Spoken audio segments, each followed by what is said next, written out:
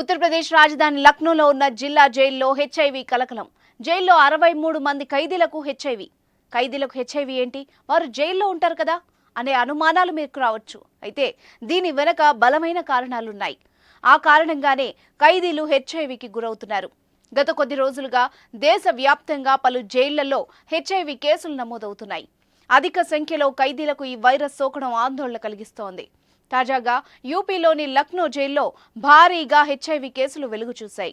కేవలం ₹9కే data science using Python. ఇప్పుడే BrainoVision.in లో రిజిస్టర్ అవ్వండి. జనవరి 1, 2023న లక్నో జిల్లా జైల్లో టెస్టులు చేయగా మొదట 47 మంది ఖైదీలకు హెచ్ఐవి సోకినట్టు తేలింది. సెప్టెంబర్ 2023 నుంచి హెచ్ఐవి టెస్టింగ్ కిట్లు అందుబాటులో లేనందున నవంబర్ నెలాఖరు వరకు జైల్లో హెచ్ఐవి పరీక్షలు సాధ్యం కాలేదు.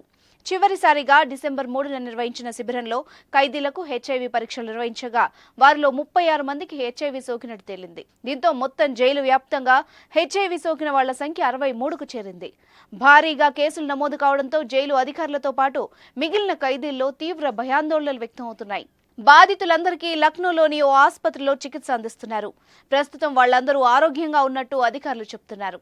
అయితే జైల్లో నిర్బంధించే ఖైదీలు హెచ్ఐవి బారిన పడడం ఆందోళన కలిగిస్తోంది. దీనికి కారణం ఏంటి అన్న ప్రశ్నలు వస్తున్నాయి.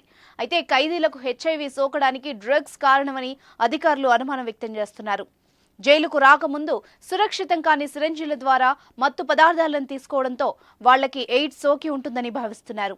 జైల్లోకి వచ్చిన తర్వాత ఏ ఖైదీకి కూడా హెచ్ఐవి సోకలేదని జైలు అధికారులు స్పష్టం చేశారు. అదేవిధంగా గత 5 ఏళ్లలో హెచ్ఐవి వైరస్ కారణంగా ఒక్క ఖైదీ కూడా మరణించలేదని వెల్లడించారు. తాజా ఘటనతో లక్నో జిల్లా జైల్లో రోగుల ఆరోగ్యం, భద్రతా పరిస్థితులపై ఆందోళనలు వ్యక్తమవుతున్నాయి. ఇదే జైలు నుండి హెచ్ఐవితో బాధపడుతున్న ఖైదీల్లో 20 మంది గతంలో విడుదలయ్యారు. ఈ ఒక్క జైల్లోనే కాదు, దేశంలోని పలు జైళ్లలో భారీగా హెచ్ఐవి సోకిన ఖైదీలున్నారు. 2022లో ఉత్తరప్రదేశ్లోని గజియాబాద్లోని దస్నా జైల్లో ఏకంగా 140 మంది ఖైదీలకు హెచ్ఐవి పాజిటివ్గా నిర్ధారణ అయింది. హెచ్ఐవి కేసుల సంఖ్య పెరగడంతో జైలు అధికారులు అప్రమత్తమయ్యారు.